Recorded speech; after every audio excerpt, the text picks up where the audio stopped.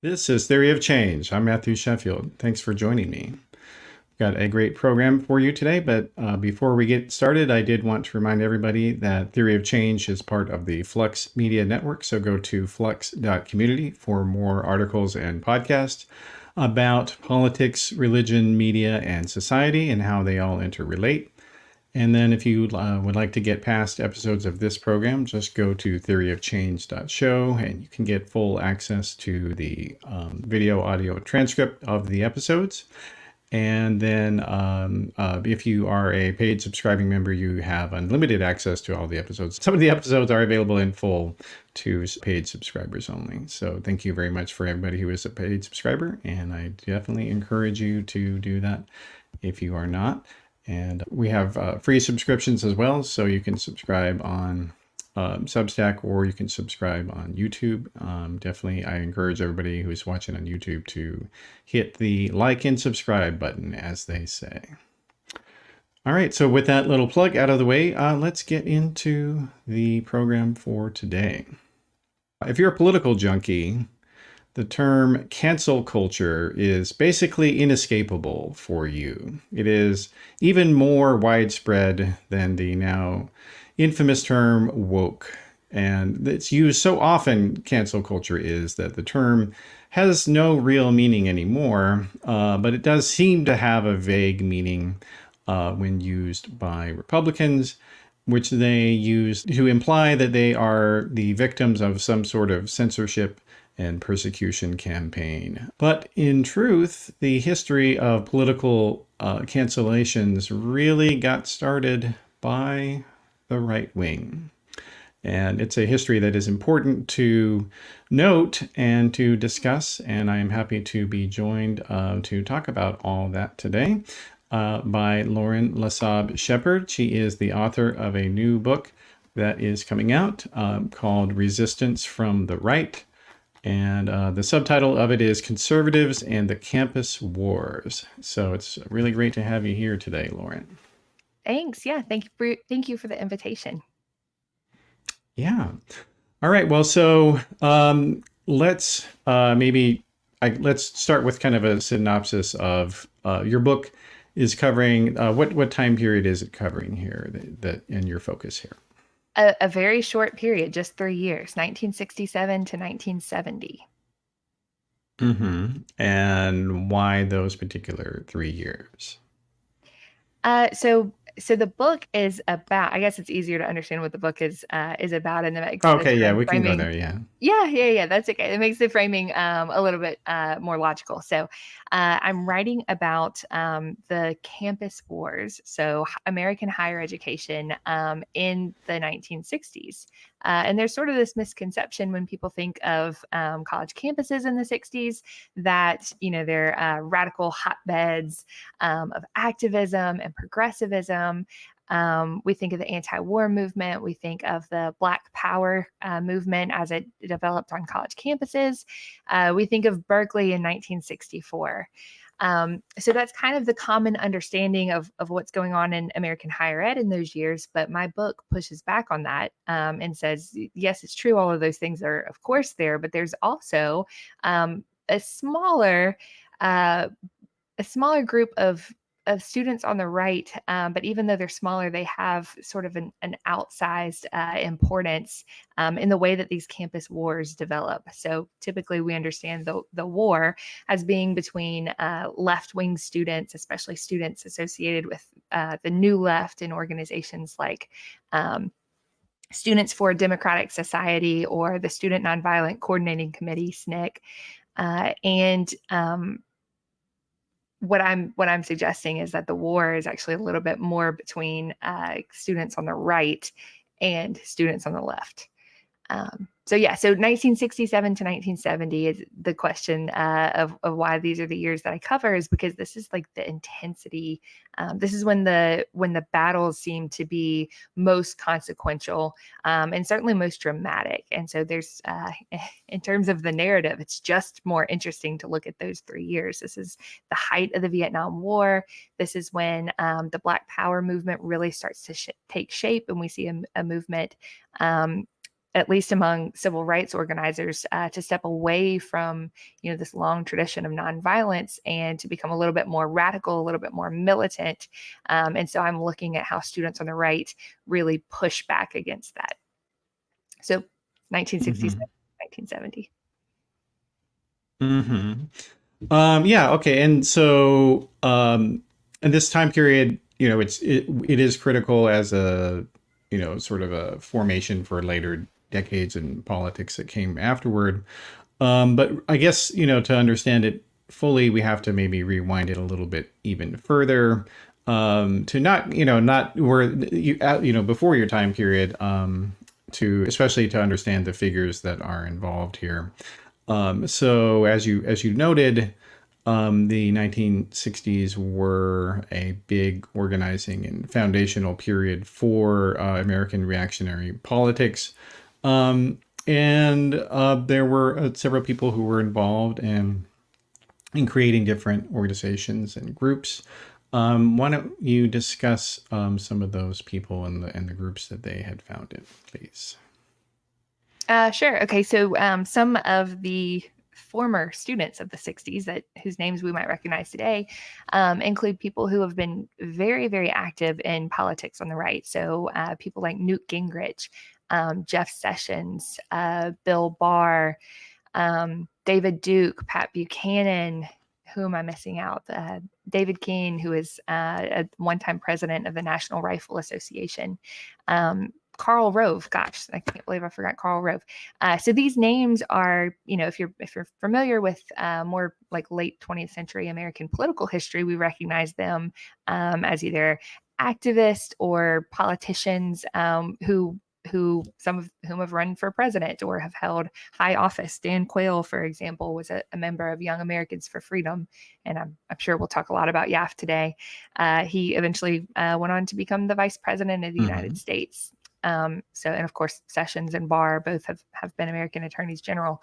So yeah, I introduced them to you as 18, 19, 20-year-olds before their national careers really took shape. They were still political activists. They were just college students really cutting their teeth for the first time in learning about what it means to be an activist, or what it means to be an intellectual on the right, or what it means to be a partisan. For example, I can start with Karl Rove if you like.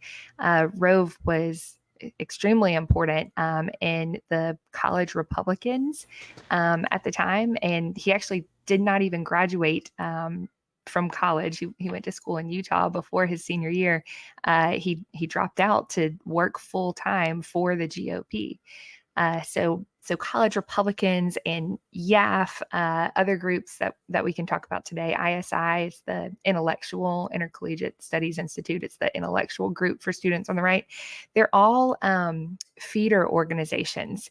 And so through these organizations, the students learn the skills that they'll use for the rest of their personal and political lives. And the story is not really, I use them as examples, but the story is about American higher ed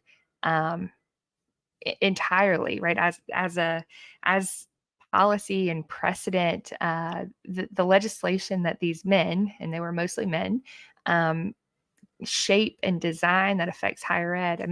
This is not just a personal story about them. It's something that affects all college students and faculty and alum and administrators. They've had quite a wide reach, and maybe they don't get enough credit for that, for better or for worse.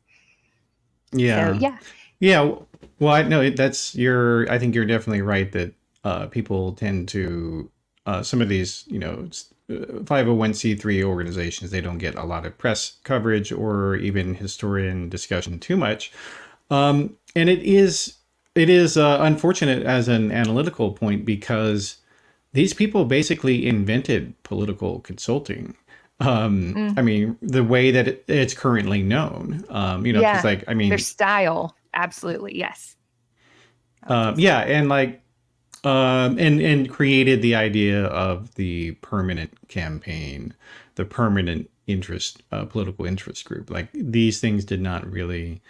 I mean, you could argue that there were, like some special case organizations. So, like the NAACP, for instance, obviously, is one of the earliest ones. But these were organizations for people who were not oppressed and trying to, attain the same rights as everybody else. They were people who were solely dedicated to influencing policies and electing people, and it was just not a thing until these guys invented it. I mean, why do you think they don't get as much attention, these organizations? Oh, well, they do get a lot of attention. I think they just the starting points maybe are less familiar to people. Um, so yeah, if you'd like, we can talk about those individual groups and their functions. So you mentioned like the 501 c3. That's what many of them are, especially ISI. It's a nonprofit, and that nonprofit model, that educational model, allows right-wing benefactors, ideologues to donate to it, tax exempt, and then that money, trickles down to students in classrooms. One of the bigger projects uh, of so I need to move back even a little bit further. The larger post-war conservative movement, as it's developing across the country, the story that I'm telling, this is the campus-based version of it. So many of the people that I talk about, so like Rove or Sessions, all of the others, they're influenced by elders in that conservative movement. So like the William F. Buckleys, the Marvin Liebmans, the Richard Vigarys, other writers at conservative magazines. So not just National Review, but also magazines like Modern Age and Human Events and Commentary, and a list of others. So the 501c3 model really helps those older sort of mentors recruit donors, people who can write big checks. And of course, you don't even need many of them, depending on how large the check is. And you can put that money inside these little shell organizations, and then go on to give that money to the students to help them stay on the college campus. So one of the big projects of ISI was literally investing in individual students to make sure that they go through graduate school, that they become lawyers, or they become academics themselves, and they stay in higher ed. It's this whole concept of balancing the academy. That's the terminology that they used. And the idea is, so like let's start with Buckley. Buckley's big criticism of the academy is that it's too left wing, it's too socialist, it's hostile to Christians. And so what Buckley has in mind when he founds Young Americans for Freedom in 1960 is he'll create an activist organization on the right to counterbalance other groups like the Intercollegiate Socialist Society. So we've got ISI that does that. We have YAF that does that. And then, of course, we can't credit Buckley or even the post-war right with college Republicans, because that's an organization that existed before. But certainly YAF and ISI had a lot of influence on college Republicans in the 1960s, and then we'll drive it further to the right beyond that time. So yeah, so those are the organizations, and we talked about them being a training ground just a second ago. Groups like YAF have an age cap, right? You age out of it at 30 years old. So once you've finished college, and then even if you decide to go into graduate school, once you finish that, you can't be a member anymore. But there is the next step, and that is the American Conservative Union, the ACU, which we do know more about today. That's probably known among your listeners, and also the National Political, CPAC. We don't call it national anymore, but CPAC is still like a large right-wing organization that works for right-wing causes. So even to bring it back to the college campus, these smaller groups, they all have their own purpose. So right, I've said multiple times that ISI is like the intellectual organization that trains students to stay in the academy and influence higher ed from some intellectual direction. YAF is really more partisan, or more ideological. So they're willing to work across the aisle, right? So more nonpartisan, I should say. They're willing to work with, say, Southern Democrats, right? There were plenty of Southern Democrats like Strom Thurmond who were on YAF's board at the time. And then the other organization, College Republicans, is the partisan organization. So it's not as ideological as YAF. It certainly doesn't have as many of the YAF firebrands. So like I use Karl Rove as an example of a college Republican. If you want a good example of a YAFer, that would be someone like Pat Buchanan, the failed presidential candidate in the late 80s and 90s. But nevertheless, Buchanan still had a long career in Washington and a long influence on the right, an outsized influence for sure. So yeah, these groups, they serve their individual functions, but they all work together too. And that's actually, the working together is a thing that doesn't really even develop until about 1968. So my book is divided into two parts. And in the first part, I explain what these groups do, who funds them, who the members are, the demographics of the different organizations, their purposes. But I also talk about the antagonisms between them. So kind of an interesting feature of all these groups, since they have different purposes, their goals don't always align. So we know today, your viewers may be familiar with different like ideological camps on the right, like traditionalists or libertarians. All of those differences were still there. So there were antagonisms between the groups that prevented them from working together. And they were already such a small force anyway that being divided was not helpful. It was not helping them conquer the campus left in the way that they would have liked. So after 1968, after the spring demonstrations at Columbia, and we can talk about those if you like, the elders, the Buckleys, and others on YAF's national board sort of got the students all together and said, like, look, there's strength in numbers. Since we literally can't agree on anything that has to do with like politics or ideology, why don't we just find the least common denominator among all of us? And that is, we all hate the left, right? We all hate SDS. We all hate the Black Power movement on campus and the strikers and the sit-ins and the peaceniks and the hippies and the marijuana smokers. So let's just channel all of that energy, all of that negative energy towards stopping them. And so one of the larger theses in my book is that's today, I mean, the expression of owning the libs didn't exist, of course, in the 60s, but that really was what was happening. It's like if you put all of these minds on the right together and have them sit down in a conversation, they'll just tear each other apart because they all have really strong convictions, and they can't seem to get them in alignment. But what they can do is turn against a common enemy. And so that's really where this whole owning the left comes from. Yeah, it's basically that's when the sort of messaging model for Republican politics, which has never changed ever since that point. Very effective. And and basically, it gave birth. It was not just that they couldn't agree, that they were having something that they could all agree on. It was also that they understood that they themselves, the policies that they wanted, were not popular. Right. And so let's maybe talk about that they saw them, that they realized that they were not representing a majority of young people, but they didn't want to ever publicly admit that. And so they didn't act like that at all.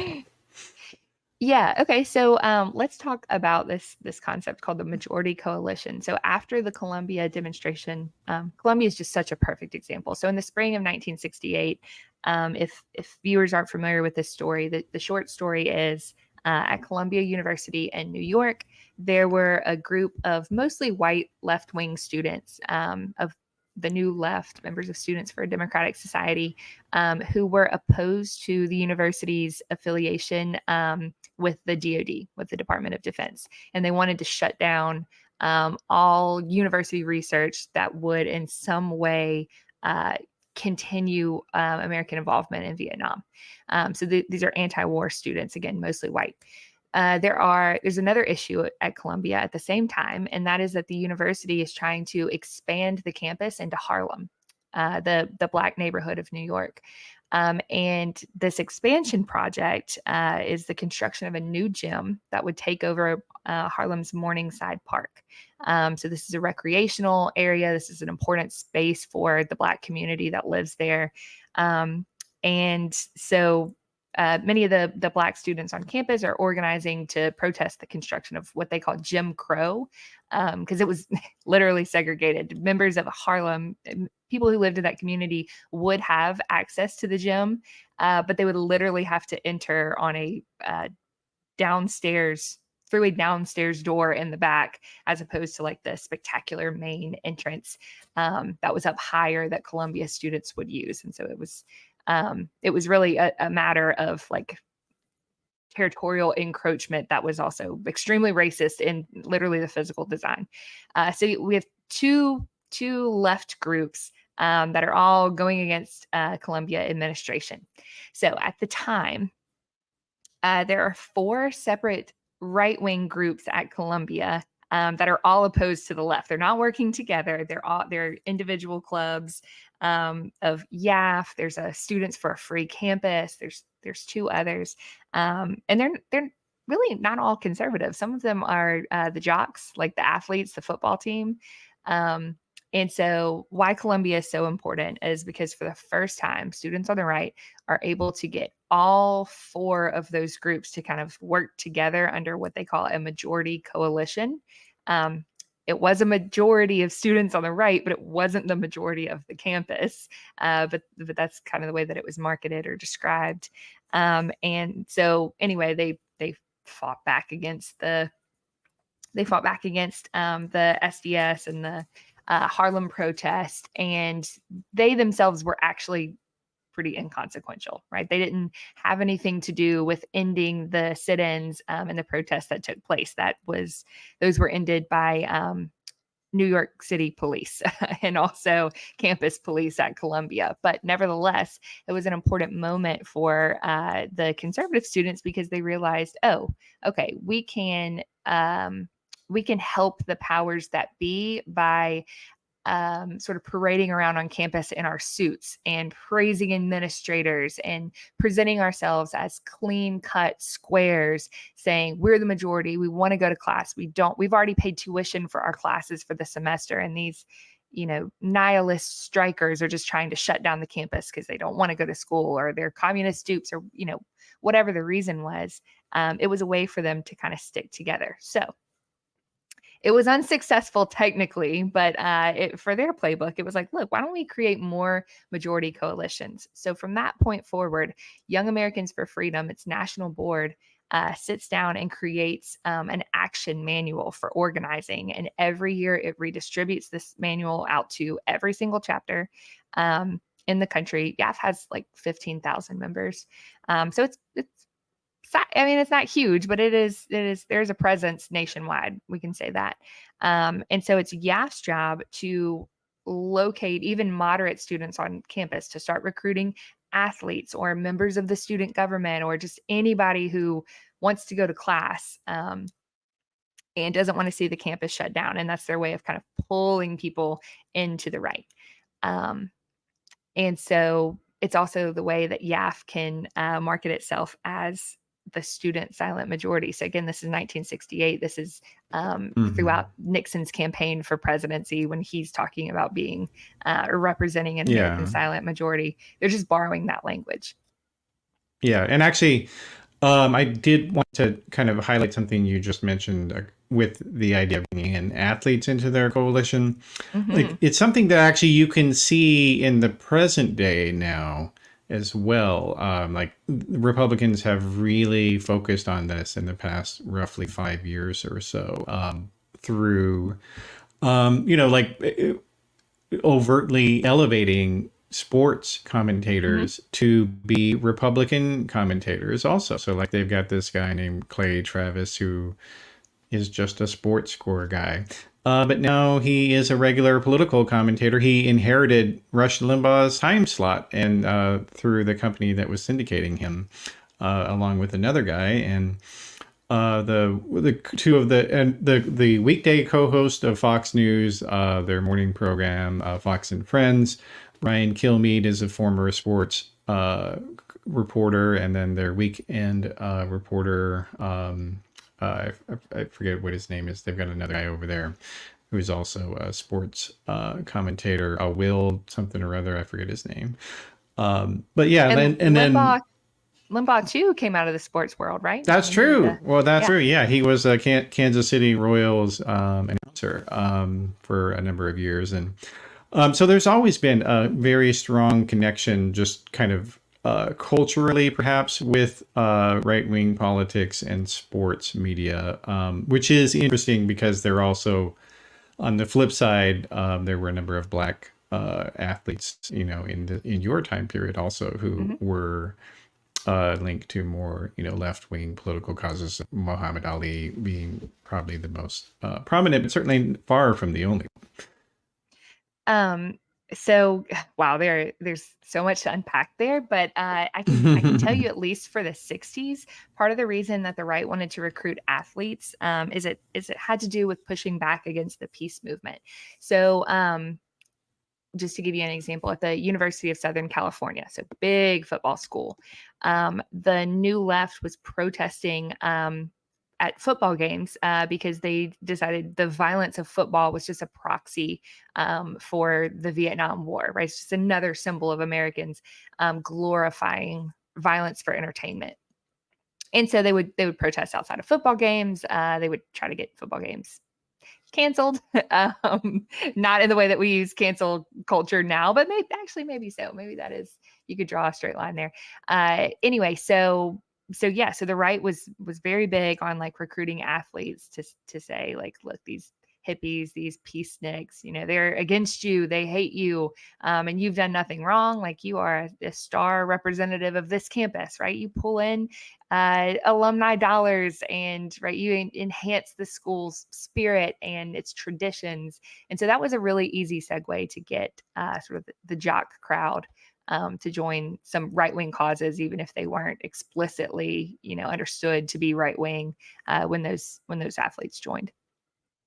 And then, if you want to go back even further to the right and athletics, you could talk about in this sort of like almost Christian nationalist tradition. There's this long history of like Christian manhood, and like just sort of an obsession with strength and virality that goes back at least to like Teddy Roosevelt, right? At least to the beginning of the 20th century. And I'm sure probably earlier than that. I'm just not familiar with the literature there, but I know if any viewers are interested, Catherine Cobe Dumay's Jesus and John Wayne spends a lot of time talking about, in the front part of her book, talking about the visions of Christian manhood and strength. And it's that's actually the reason for the creation of groups like the YMCA, is to connect Christianity and athleticism and fitness. But Yeah. like, Well, and it was. Yeah. Oh no, I was going to say, and that's. I mean, the name originally was the Young Men's Christian Athletics Association, and so for sure it's that. And but in I guess another present day, maybe direct comparison to what you're talking about is that in Florida, Ron DeSantis, the governor there, has hired this far right Christian nationalist named Christopher Rufo to oversee the rebuilding of a campus there called New College. And yeah. one of the keys to his sort of attempt to tear it down and rebuild it in their image is that they're bringing in a massive amount of athletes into the school and significantly expanding the budget allocated toward athletics, even though nobody at the school asked for that. None of the students And or the still, alumni asked for it. yeah. I mean, I could talk for days about the New College situation. To start, I think it's an easy target. New College is a public campus, and so in that way, the state can have direct control over what goes on there. And also because it doesn't have an athletics program, like, you can't. If you take a look at what DeSantis or what Rufo and others are doing at New College, that could never happen at the University of Florida.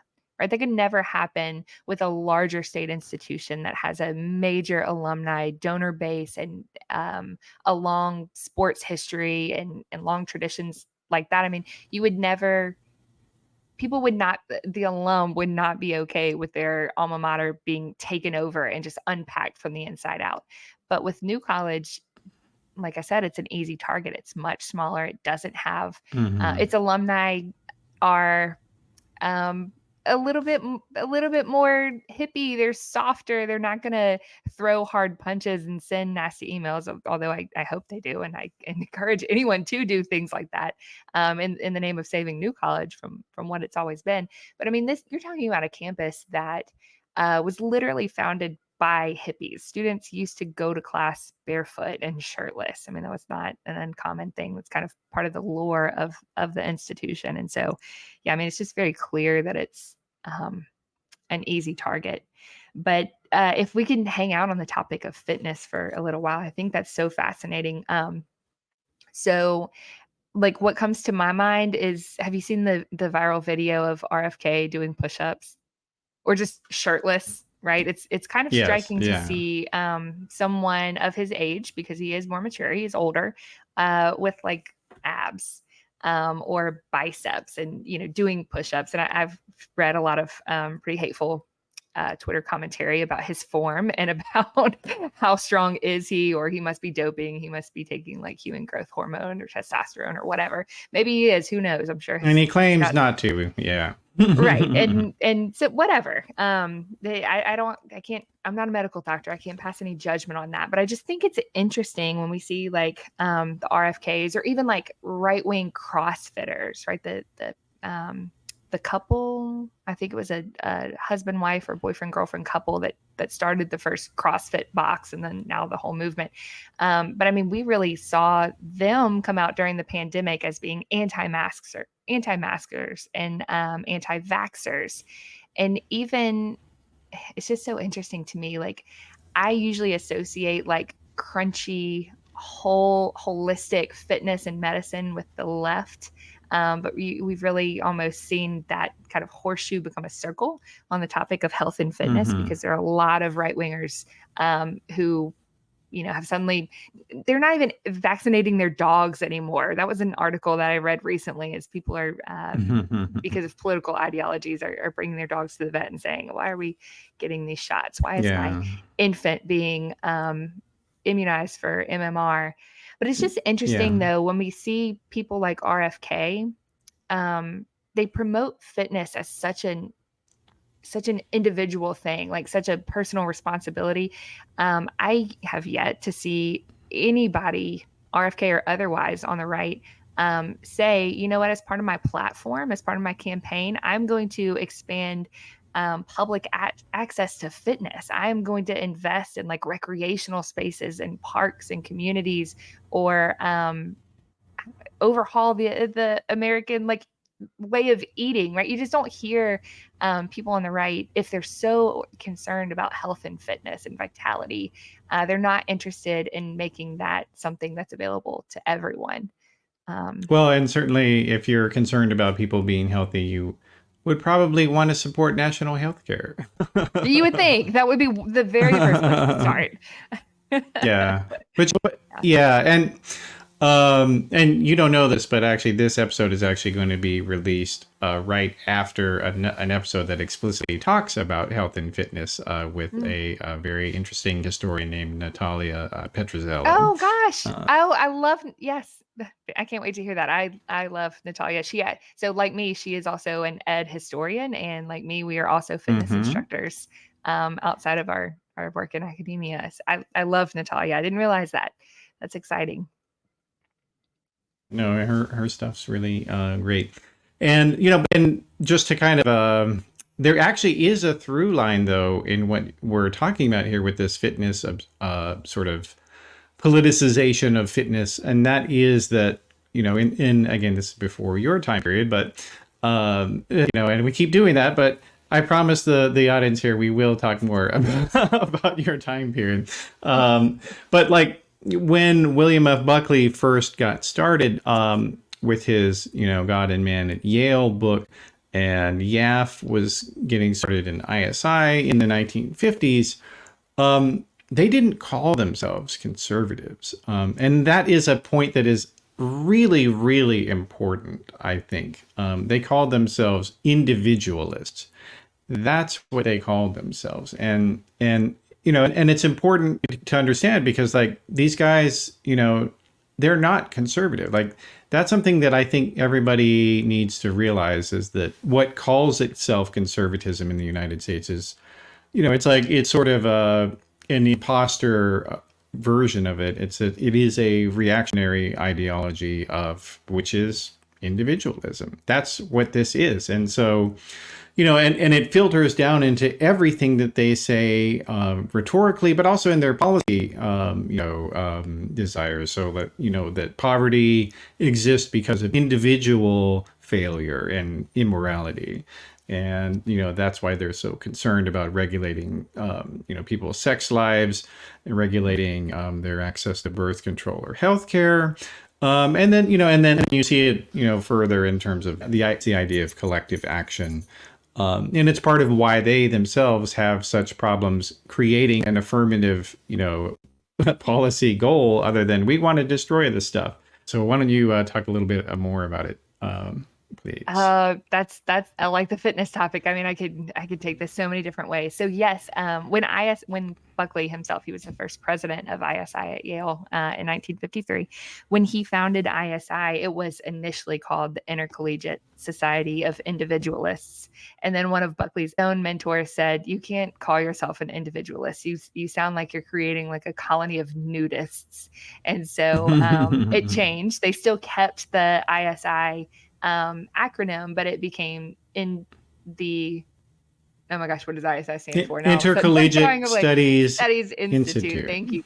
Yes. And so yeah, but the whole individualism, I mean, you really see that now in kind of the libertarian camp and like the extreme right. But I mean, traditionalists don't really ever, I mean, to me, I see at least on the populist right or the traditionalist, especially the Christian right, the individualist thing is not there so much because they do seem to understand the power of the state. It's just that they want to wield it for themselves. And I'll give you an example of that, bringing this directly back to colleges. So, like in Buckley's time, in any of Buckley's writing and in all of the things that he had influence over with these college organizations, never did he say we need to dismantle the university as it exists. Instead, he was worrying about he was concerned about subverting it, so putting in agents of the right. Like one of my chapter titles is called "Eggheads for the Right." So he wanted the university structure to still exist as it was. He just wanted this like parallel or almost like interior complement that would balance the academy, as opposed to what you see today at New College and even in West Virginia. Instead, it's like, no, we're just going to dismantle the whole thing. We're going to defund higher education. We're going to forget the humanities, forget the liberal arts. These are not important things.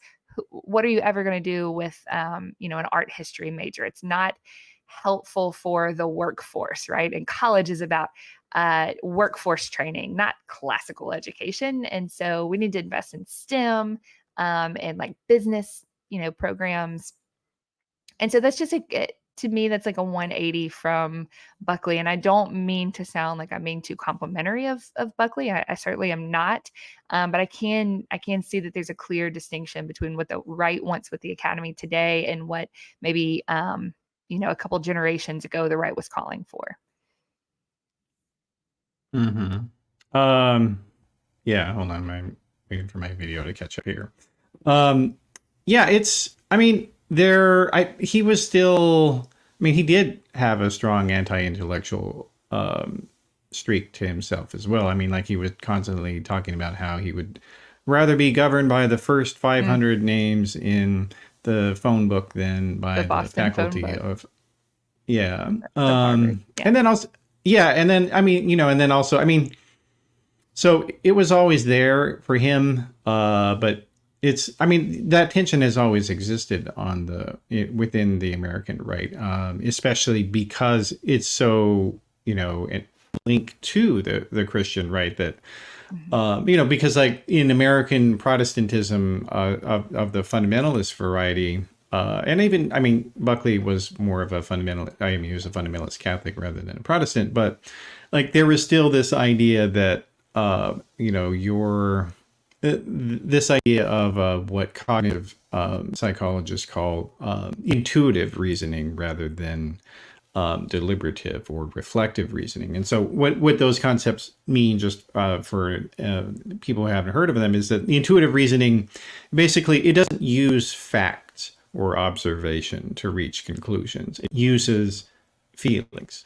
And Vibes. so yeah, vibes. And like it isn't, I mean, and it's not, like we all use this type of thinking in our, regular lives. So, like you'll be like, walking down the street, I don't know, and think, oh, I have to be careful over here, there's some creepy guys that hang out here sometimes. And maybe you had only seen them there once, but it's possible they might be there, at some other point, right? And so like that type of thinking, it's not, it can be helpful in your regular life, but when it comes to evaluating, whether COVID vaccines are safe, or, whether cutting taxes increases revenues for the government, like that's not a good way to understand, cause These are and, like testable real. things.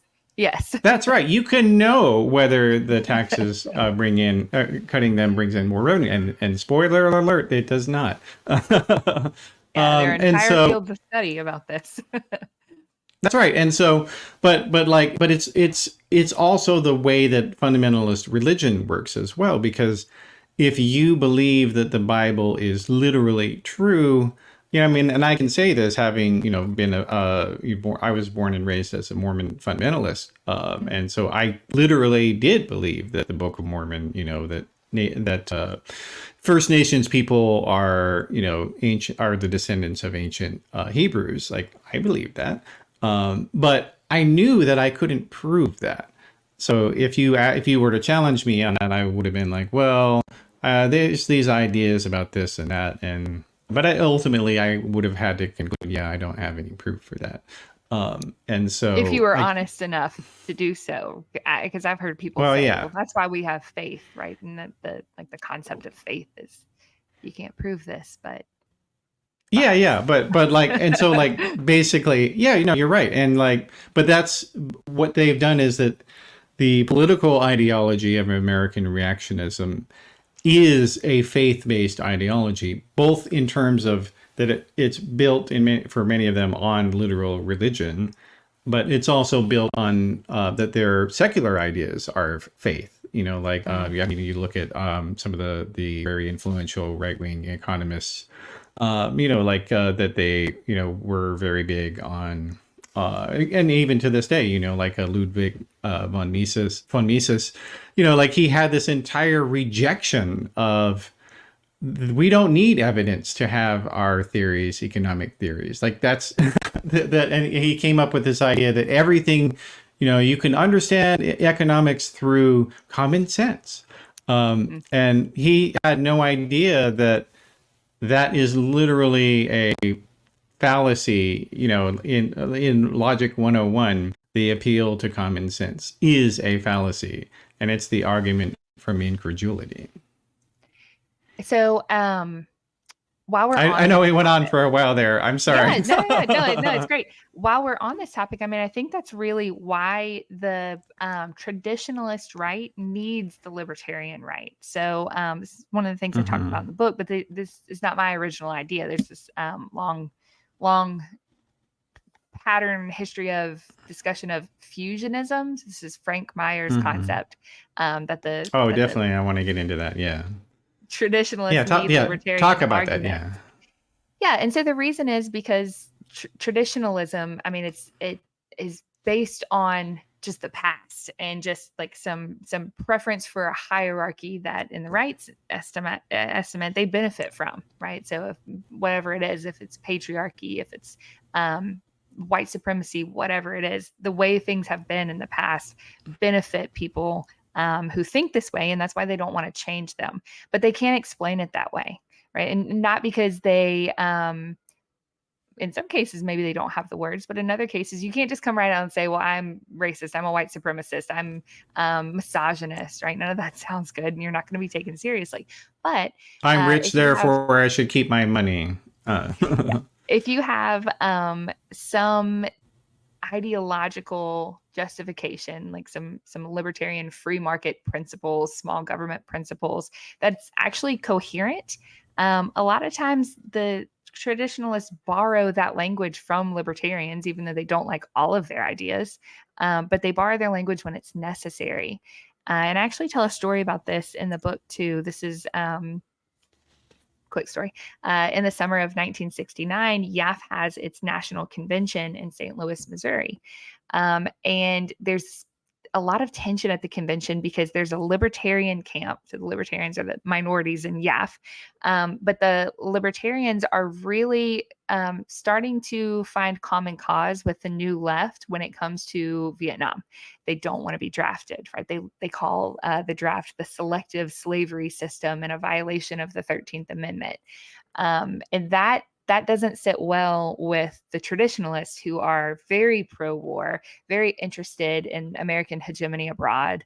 And they're anti-communist, right? They don't want to see South Vietnam fall to communist North, or to China, or to Russia, or whoever, USSR, whoever they're afraid of.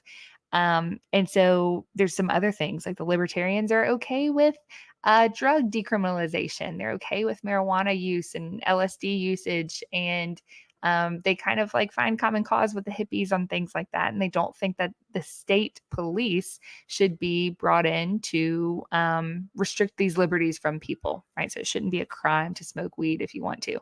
And the traditionalist right just can't have that.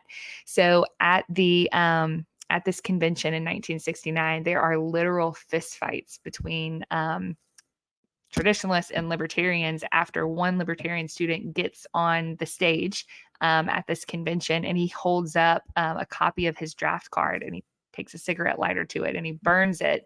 And that's symbolic, not just that he's burning his draft card, because that's of course what the new left does, but it's also symbolic because YAF's own emblem is the torch of liberty. So he's it's kind of a double entendre there, and it's offensive to traditionalists in both ways. And so yeah, this huge fight breaks out, and they're punching each other. And then even once the fight settles, the national board takes away the credentials of the libertarians, so they can't come back to the conference. And when they try to come in, there's more fights about that. And then the night that instance occurs, they all meet under, this is in St. Louis, so they meet under the Gateway Arch, and they listen to speeches by Buckley, who they boo. The libertarians boo, and that's like, you can't do that. Buckley is a god. You cannot insult the master. And then there are speeches by Murray Rothbard, who, if viewers aren't familiar, he's an arch capitalist.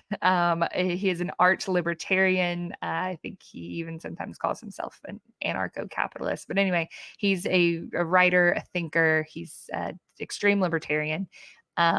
And so, yeah, there's more fights, there's more tussles. They make their way back that night to the hotel room. You have students beating each other up in the halls, calling for the death of the other side. And yeah, it's extremely, extremely dramatic. But as I show in the book, even after that 1969 convention, when all of these libertarians are expelled, and then they go on to create Students for Individual Liberty, which eventually becomes the Libertarian Party of the United States in 1972 or 73.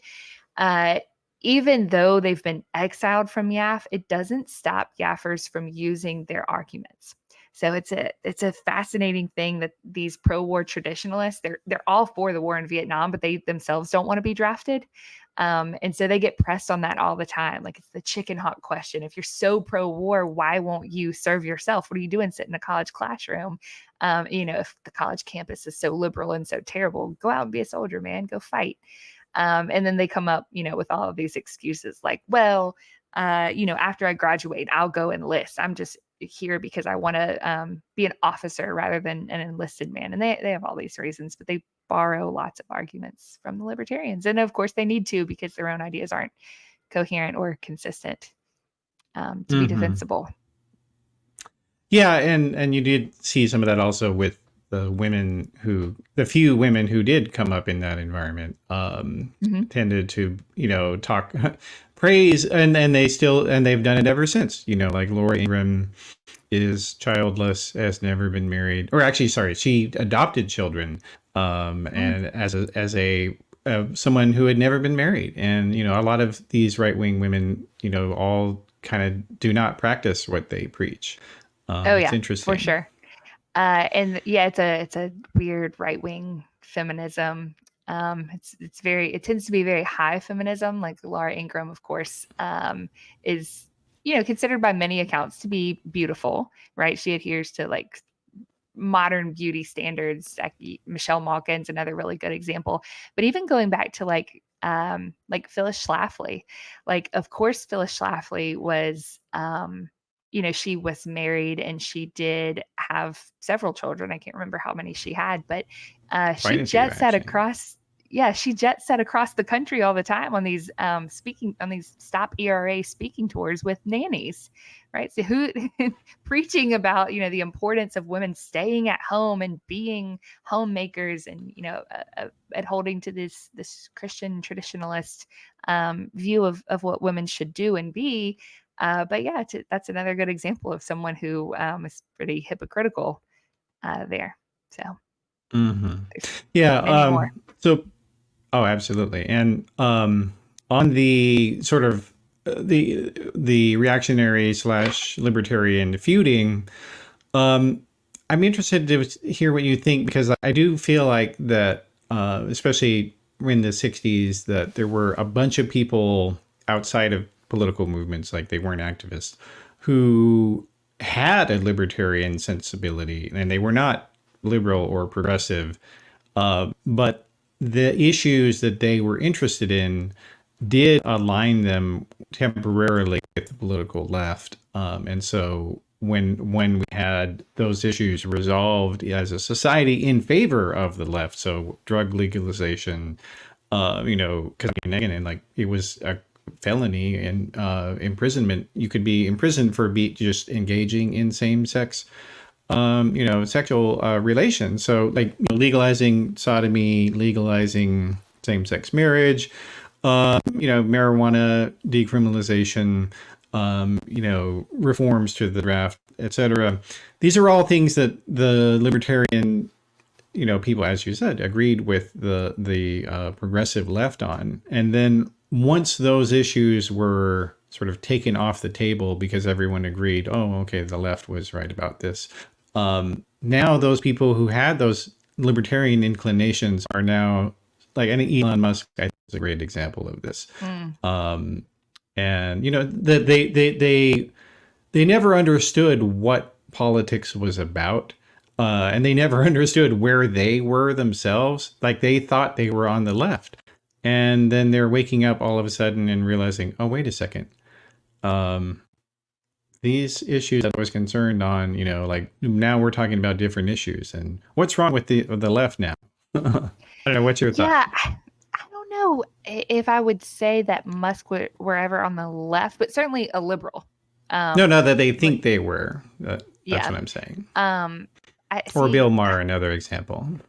Yeah, I put Elon Musk or even Vivek Ramaswamy, like who we have seen recently in the Republican debate, and I can't predict the future, but it seems to me like he'll probably have a long career on the right. I don't know. We'll see.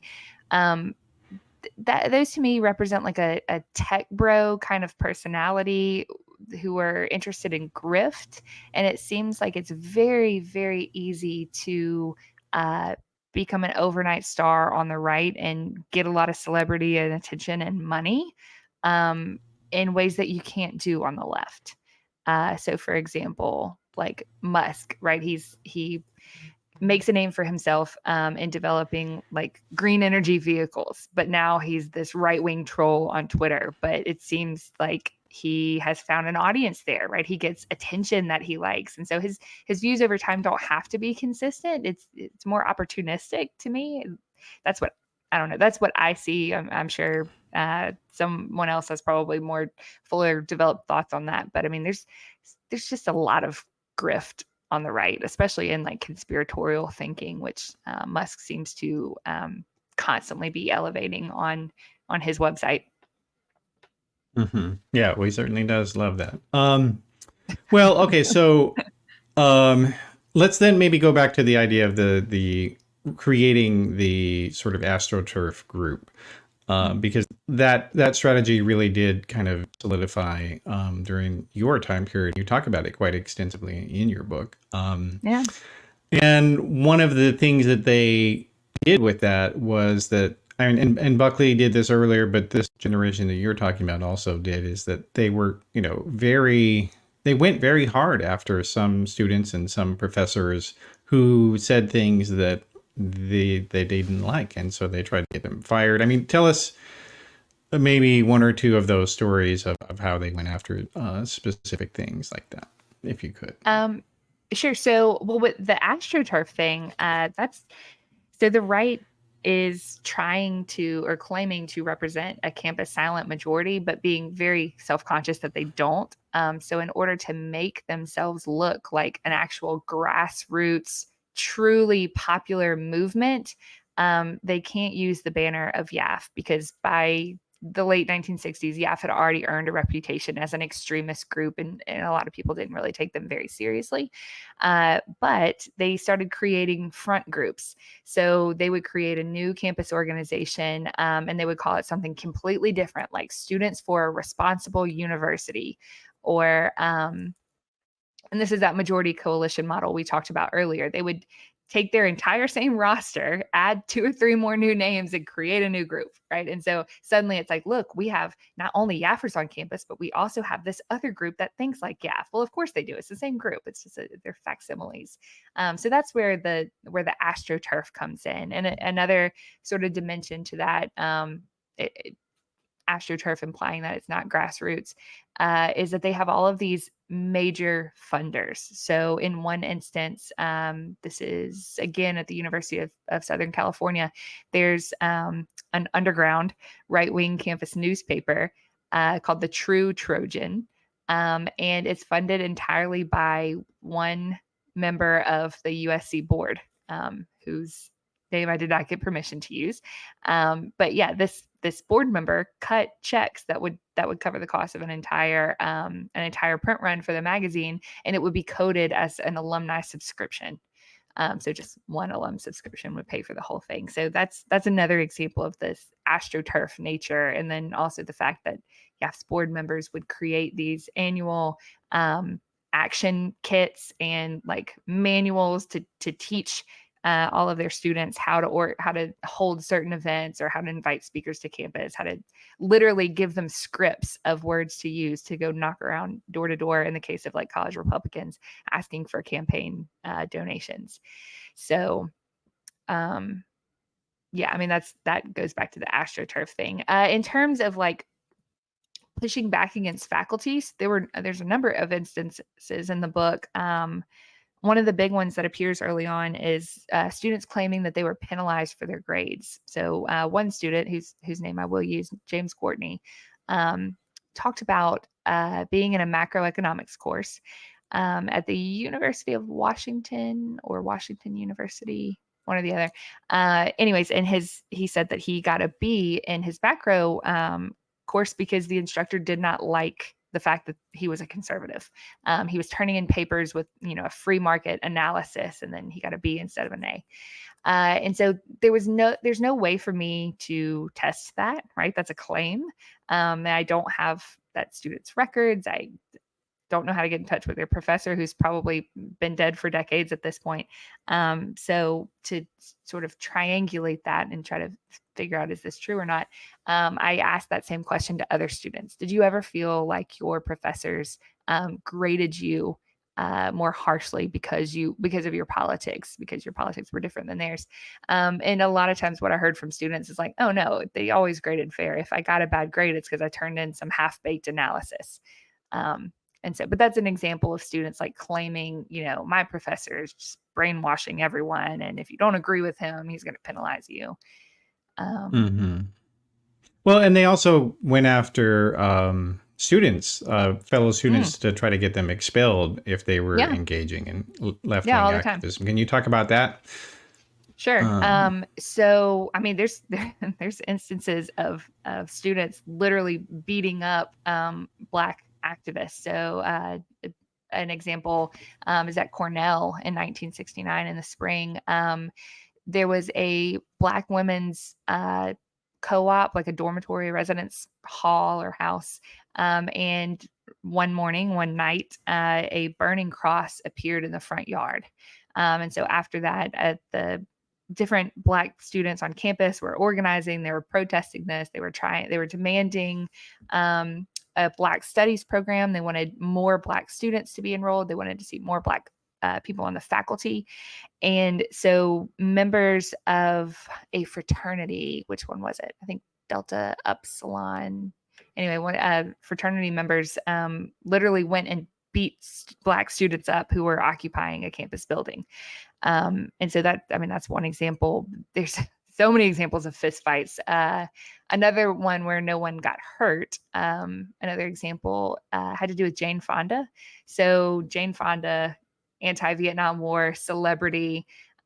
She would go around on her press junket advertising whatever big, headlining movie she had coming out, and yaffers would show up and they would have these big giant signs and they'd stand behind her to make sure that they were on camera, and their signs would read things like Hanoi, or the title of her Hanoi movie. Jane. Yeah, Well, they called her Hanoi Jane. yes. But one of the signs I'm specifically thinking of, they're holding it up and it says movie title bombed, why can't we? So meaning like, why can't we bomb Laos and Cambodia and North Vietnam?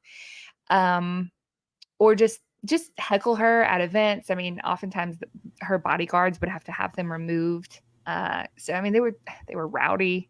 And after 1969, Young Americans for Freedom, the advisory board, literally started in its communication to its campus chapters, said you can use violence, right? Especially if you see the left beating up police, get in there and start crashing skulls.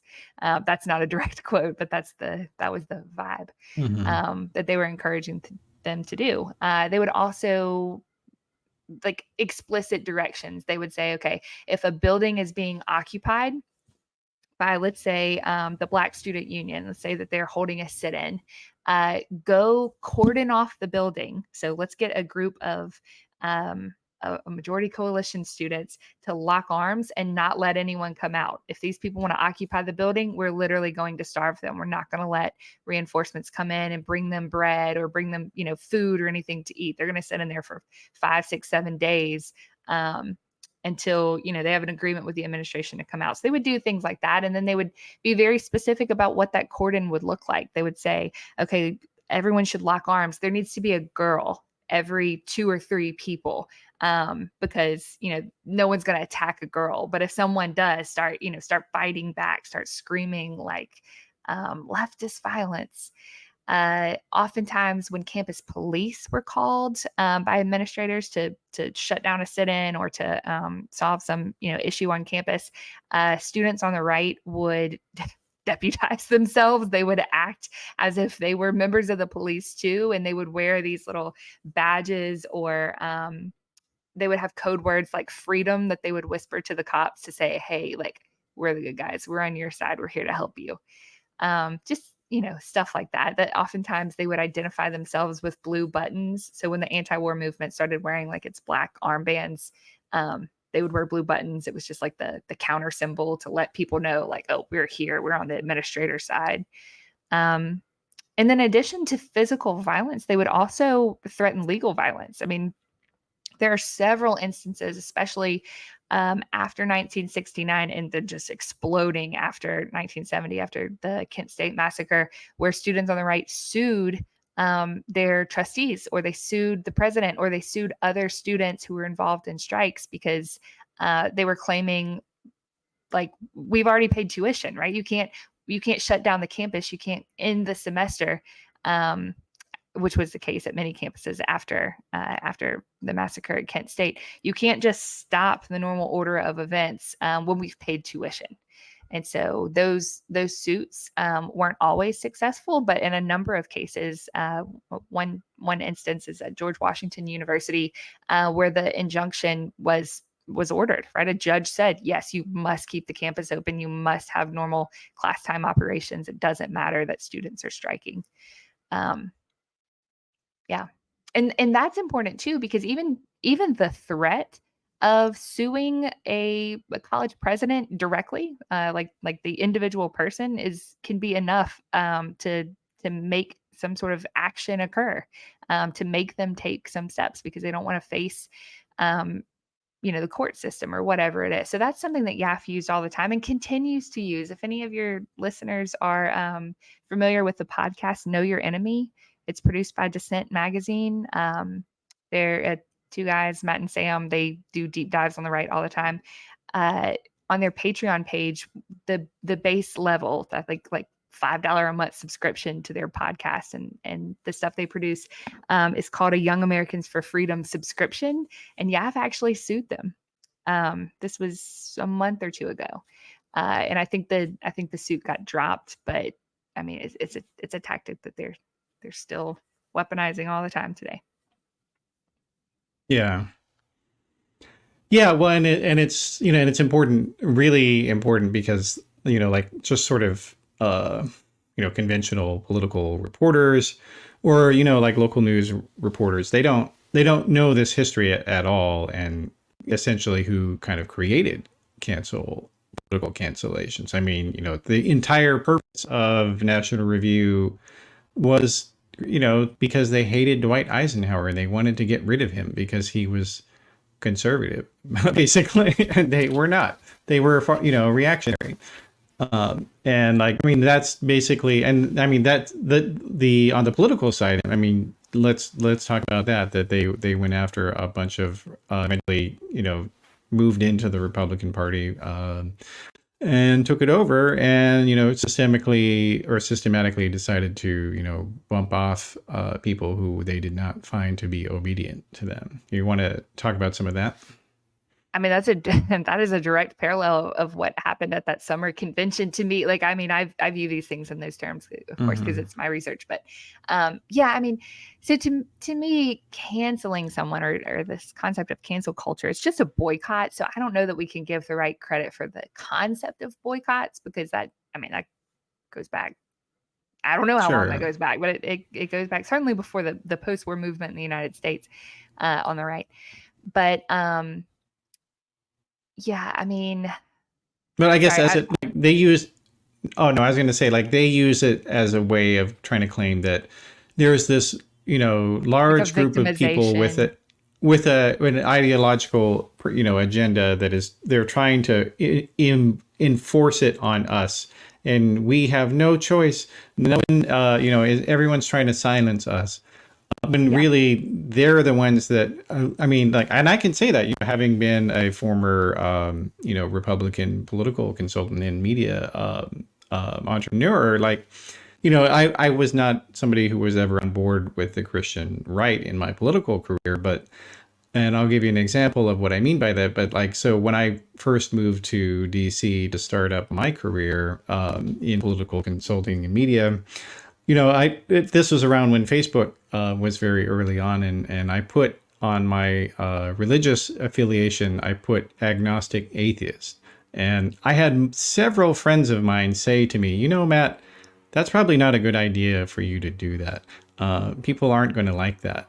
And, and at the time I thought, well, whatever, I don't want to work with those people if they hate that I don't believe in, their religious views. But in retrospect, they were 100% right. Like, I saw that people, once they learned about what I actually thought about things, they came after me to try to get me fired from jobs, or try to like, there was a fellowship program that I was directly encouraged to apply for by the guy who was running it.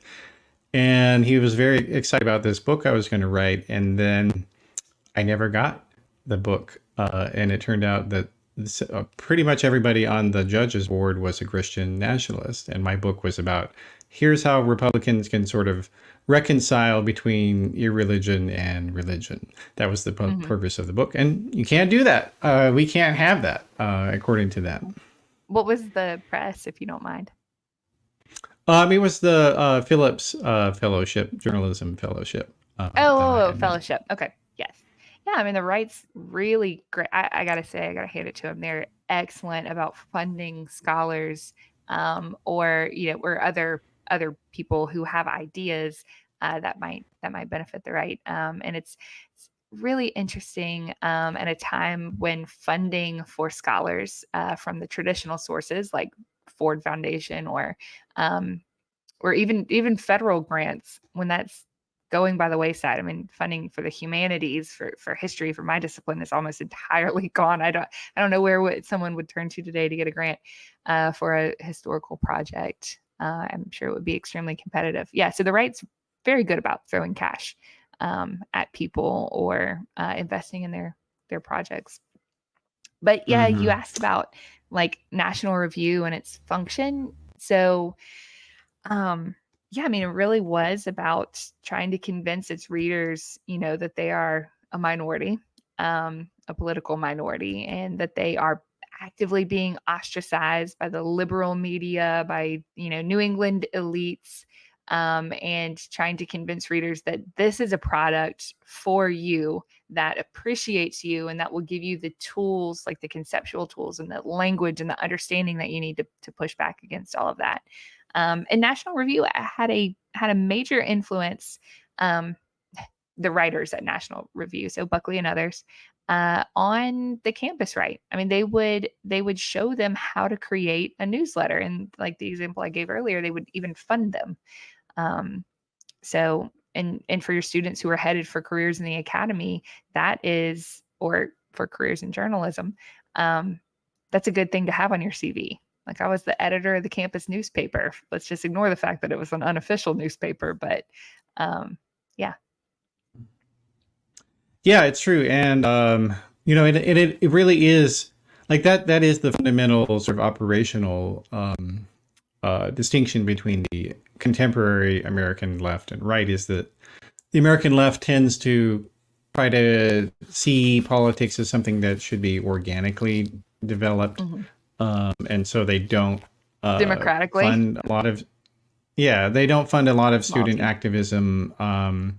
And don't I mean yeah, like literally we're at the point now where you've got Turning Point USA, you still got Young Americans for Freedom, you still got College Republicans, you got Young Americans for Liberty, you've Mhm. got and God, there's probably like two or three other ones I can't think of right now.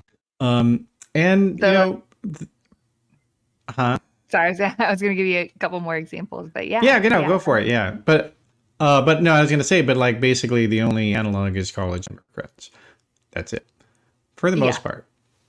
Yeah, somebody asked me this question recently too, and I was trying to think like who would be the 2023 version of like say SDS, um, or even like the Black Panthers, or the Black Student Union or the W.E.B. Du Bois Club, and I couldn't come up with example, but I think maybe the closest thing, and this is not a one-to-one comparison, but like some Bernie Bros. Like I don't know, like there's no But they still don't have an organization. Like that's the thing. yeah, Um, yeah, that so it would be ad hoc, like during a political campaign season. But now I'm thinking, I mhm. mean, I really am seeing, especially among graduate students and among non-tenure track faculty, um, postdocs, visiting assistant professors. I mean, there's a labor movement afoot, which is really exciting to me to watch unfold. And so maybe that might become something in the near future. I hope maybe that could parallel a new left group similar to like what we saw in the 60s. Even like Mhm. BLM, the BLM movement doesn't, that I'm aware of, have a campus base. I don't know. I don't know. We'll Yeah, have not to that I've keep an eye seen out for it. that.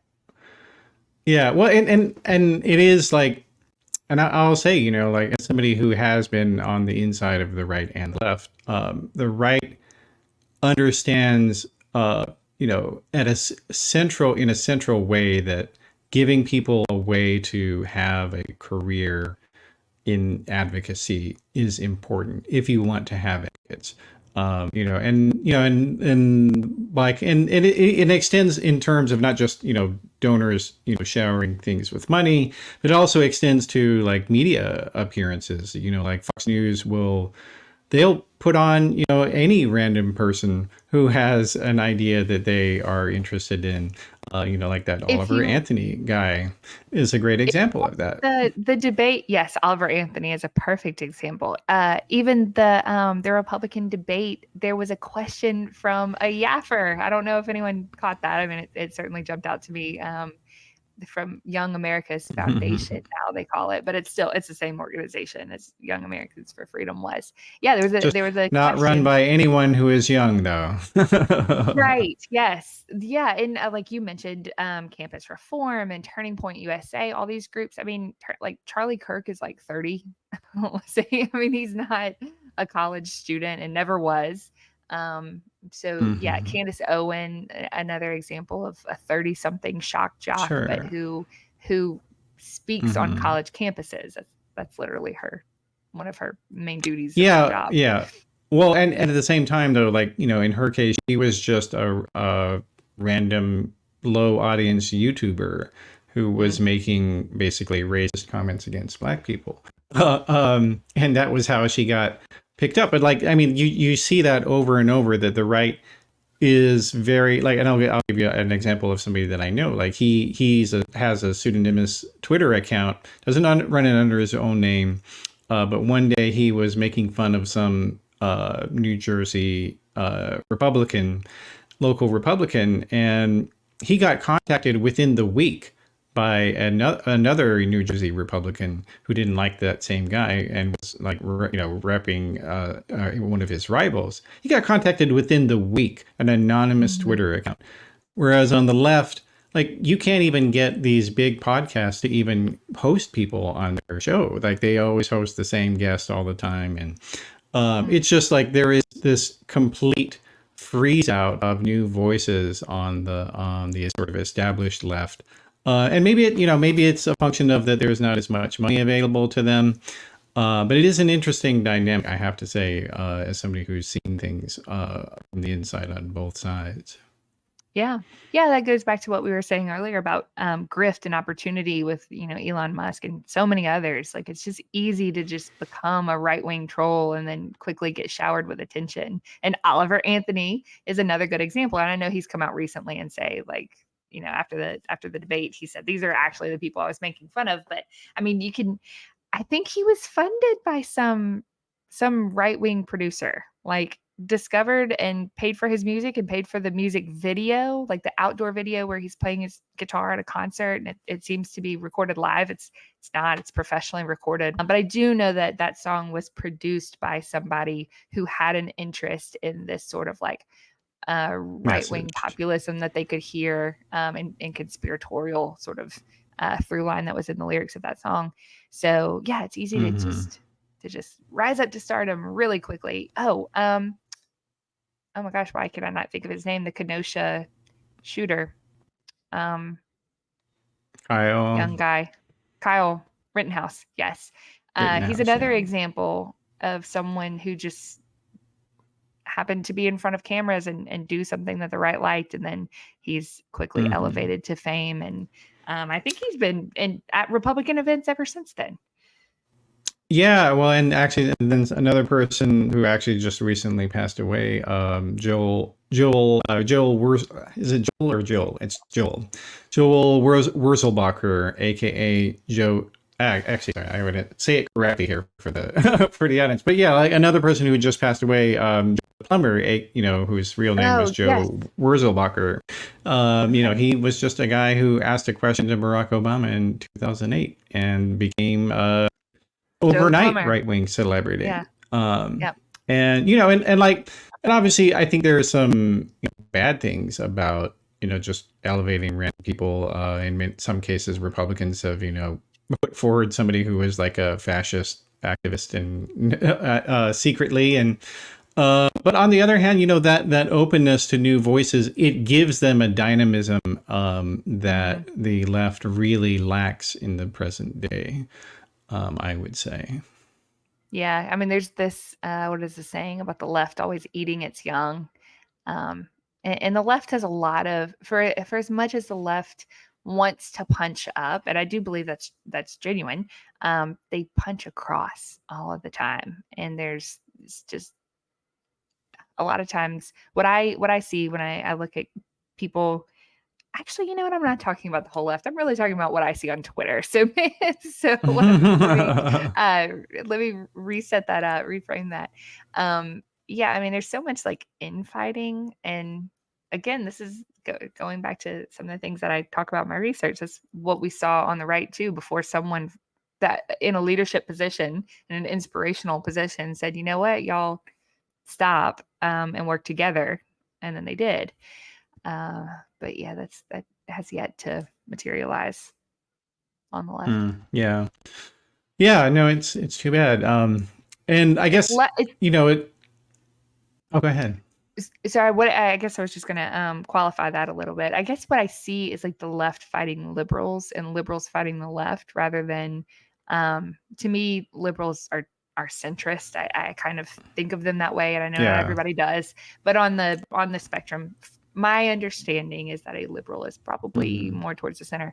And so there's like the Yeah. center to left like infighting that is just like if all of that could be redirected to fighting against like this bubbling American fascism that is so apparent to me, we could probably Mhm. really do something about it. But Yeah, I do think there is also a New York DC problem with the left much more than the right. mm, Um, and like they don't want to include people who don't live, in the Acela corridor as it's commonly called. That if okay. you can't come, and it's not, this is like a larger left problem that, if you can't come to their office every day, then you're not going to get a job Mm, at a progressive organization because they want you to be in DC. Even though basically what that attitude means is that they're totally cut off from understanding how to talk to people outside of their little bubble. mm, And so basically they become overly reliant on public polling. And public polling is, and I used to be a pollster, so I can say this, is that it actually distorts your thinking if you don't understand how to use it. Because polls are about, and the right is much better at understanding what polls are for because they basically invented it as a campaign tactic. But polls are for understanding how to say your message. They're not for determining what your message is. That's the difference that the left doesn't understand, is that like they take polls and look at issue preferences and say we're not going to support trans rights or whatever it is, and like they refused to support same-sex marriage for a long time because of that. And even though privately they believed in it, and Barack Obama was an example of that. Joe Biden actually yeah. was the first national left politician, to come out. He was alone in being in favor of it. It was actually courageous of him to do that. But like most of them, they wouldn't touch it. And like I've interviewed, the earliest marriage activists. They said Democrats did nothing for us, and in fact, if they did anything, it was negative for us. Yeah, that makes me think about like the right and its relationship with the gay community. There's a really I'm so excited about this. A really fascinating book that will come out next spring about gay Republicans, and it'll be written by Oh, Neil okay, J. Young, awesome. University of Chicago. Yeah, I've gotten to read 2 chapters, and they're both really fascinating. Um, but yeah, that's another thing too, is watching, and also many closeted Republicans. Like there are a lot of leadership, a lot of members of the Oh, leadership on the absolutely. right that were closeted over the years. And so it's a history of all that. But that might be, if you're looking for future guests, Neil might be somebody that you could reach out to Oh, too. absolutely. Um, Yeah. yeah. Yeah. If do you know him? Yeah, yeah, I can put you in touch. He and Natalia Okay, have a absolutely. podcast together called Past Present, along with Nicole Himmer, who's another authority on the right, on scholarship on the right. Oh yeah, yeah. Actually, Nikki's been on my show as well. So Oh, I yes, haven't had yet. fantastic. Well, then, Yeah, okay, yeah. so if No, you've had Nikki and Natalia, you have to have Neil. You have to complete the trifecta because, that's yeah, right. you gotta. Absolutely. Okay, cool. But now one of the pivotal moments, and I think people are generally aware, is the 1964 presidential campaign of Barry Goldwater, and you have some fun kind of I don't know, kind of fun messaging details that I thought are not commonly known about, like what YAF was doing with the campaign at that point, and some of the things they were doing against the Richard Nixon supporters. You want to talk about some of that? They're kind of funny and just weird. Let's talk about that. Yeah, so in preparation for 1968, Young Americans for Freedom were recycling all of the things that they used in the 64 campaign. So they would have like banners that would say apple pie, mother, and Nixon, or um, they would dress up as cowgirls and call themselves Yafettes, and they would pass out, different campaign materials, and just really make over the top sort of like uh, uh, they would come out in over the top sort of ways to campaign Stunts. for their candidates. Stunts, absolutely. So leading up to 1968, though, there are a couple of different candidates that the right supports, and one of them is George Wallace. So I actually opened the book with a story about George Wallace coming to Dartmouth in 1968. And this is a speaking engagement. He is invited to campus. He comes up on the stage and he says all sorts of provocative things. But even before he gets there, there's already a mass of students outside who are ready to protest his appearance. And somebody has said about the book before, the way that little vignette opens, that's actually something we would see today, is students protesting conservative speakers on campus. So this thing, has a long history. But anyway, so Wallace is there. There's literally 1,400 seats in the stadium, or in the room where he's speaking, and they're all full. And there's an overflow crowd on the outside. There's campus police and security to take care of the hecklers. And as he's speaking, a group of students just bust through the barricade, and they storm inside and they run down the center aisle, and they are trying to take Wallace off the stage. But they're not successful. Wallace has his security. He literally has a getaway car already running and waiting for him, and they take him out to the car as quick as they can. The mob of students follow him out to the car. They start beating in the top of the car and just, making a big ruckus. And I argue that all of that is purposeful. The students, of course, want to create a spectacle of their dissent. They want to show, like, we don't appreciate this guy who's out here saying, segregation today, tomorrow, forever. They don't want this person speaking on campus. Wallace, on the other hand, loves that, right? That's catnip for him, because then he can say things like, see, this is academic freedom. That's actually a direct quote. He says, this type of academic freedom will get you killed. And so it's a good, that whole spectacle is a useful tool for both sides, to talk about the intolerance of the other. So that's one Wallace story that appears in there. And of course, in the 1968 campaign, there are lots of students that try to get him nominated.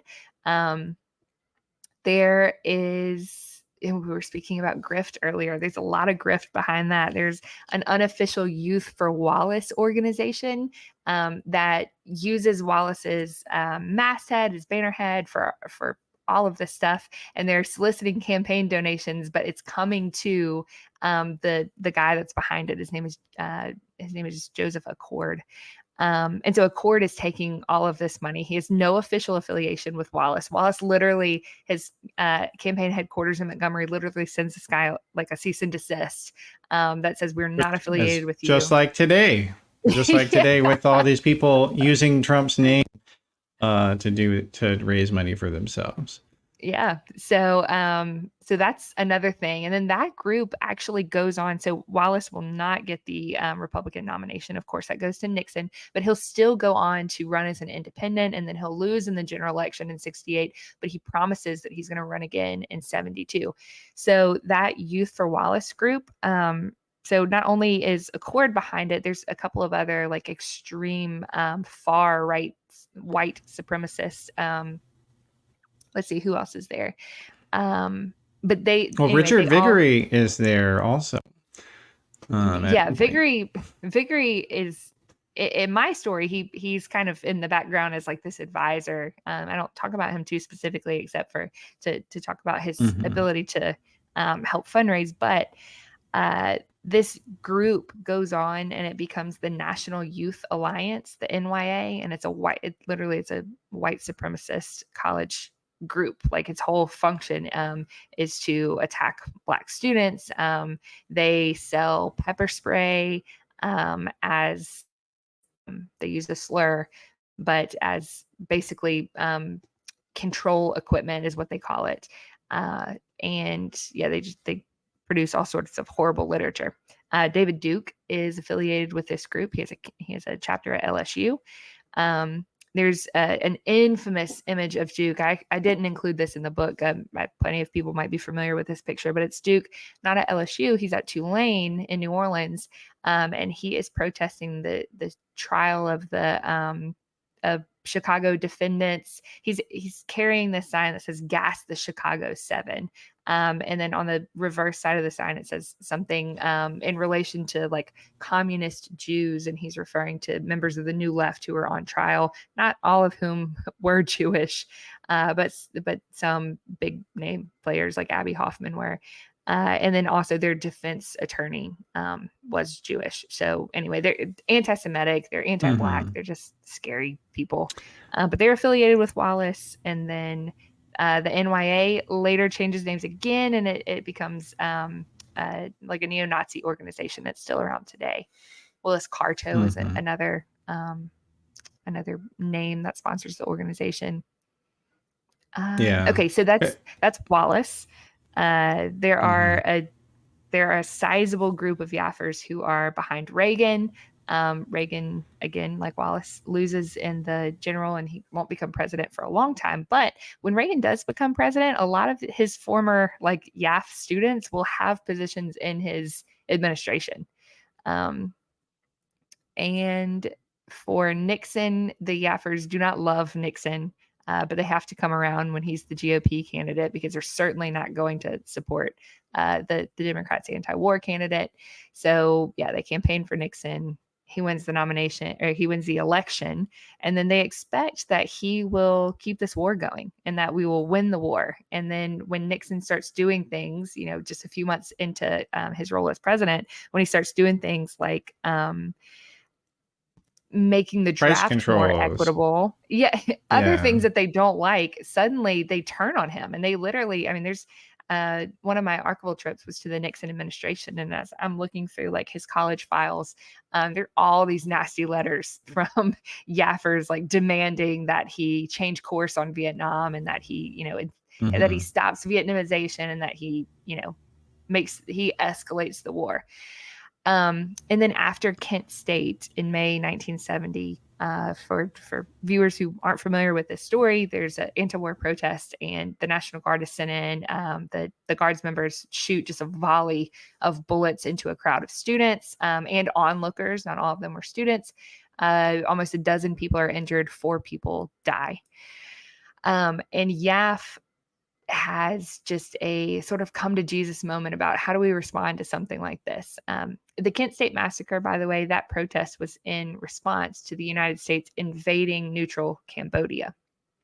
So on one hand, YAF is like, yay, this is exactly what we want, an escalation of the war into other territories, right? They're concerned about this domino effect of communism. So they want to get into Southeast Asia and just like take over everywhere.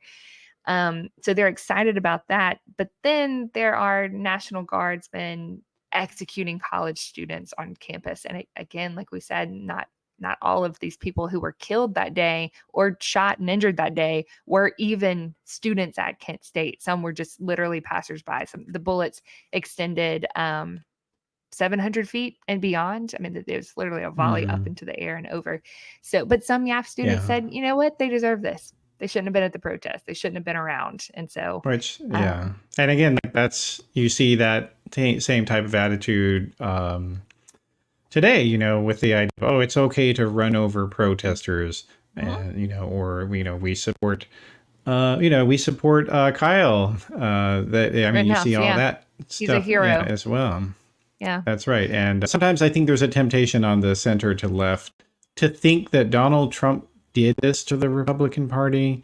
And your book shows that that's really not true at all. And all these tendencies that people see, you know, now is, you know, fascistic tendencies, you know, religious discrimination, racial discrimination. I mean, you've got it all right there. And it was done by people who nowadays are seen as sort of, you know, perceived as anti-Trump, you know, staid, reliable conservatives. And that's not the case at all.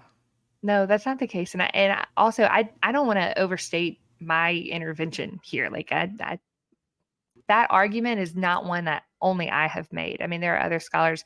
John S. Huntington, in his book Far Right Vanguard, argues something really similar. I'm extremely excited about David Walsh. He's a postdoc at Yale right now, but he's working on a book on the far right, and he'll argue the same thing, that and even if you look into like studies of the John Birch Society, Ted Miller has two really good books, Nut Country. I've actually had him on my show. Yeah, he's great. Oh, perfect. Okay, yes, yeah. So I mean, yeah, I don't want to overstate my contribution to this. I mean, there's certainly other scholars that would say the same thing. Sure. I'm not breaking any just saying ground here. With you that, did a good job. That's what I'm saying. Thank you. I appreciate that. But yeah, I mean, these tendencies have been there for a long time, and you're right. There is some nostalgia, especially from like Never Trumpers, you know, from the Charlie Sykes of the world or from the Bill Kristols, to say something's been lost since 2016. Has it? It's been there all along. Maybe it's bubbled to the surface and maybe it's more transparent and you can see it now, but Trump didn't bring this in. He just fanned the flames. Yeah. All right. Well, I think that's a great summary there, Lauren. So we've been speaking today with Lauren Lasab Shepard. She's the author of Resistance from the Right, and it's a really good book. I encourage you to check it out. Thanks for being here, Lauren. Thank you, Matt. I appreciate it. It's been great. I'm glad to get to know you better here, and look forward to staying in touch. Yeah, sounds good. I'm still on Twitter. I know it's a sinking ship, but I'm there for now. So I'll look for you. Yeah. Well, actually, yeah. Well, where can people? What's your username on there for people who want to follow you? If you want to follow me on the social media site formerly known as Twitter, you can find me at @LLasab. That's LLASSABE. I'm also on Blue Sky, but I'm not super active there. I'm very active on Instagram, and my handle across all these platforms is @LLasab. Okay, awesome. All right. Well, I encourage everybody to check that out, and definitely get your book if you want to know the true history of the right wing of the 1960s. Thank you. All right. Nice to see you. All right. Bye. Bye.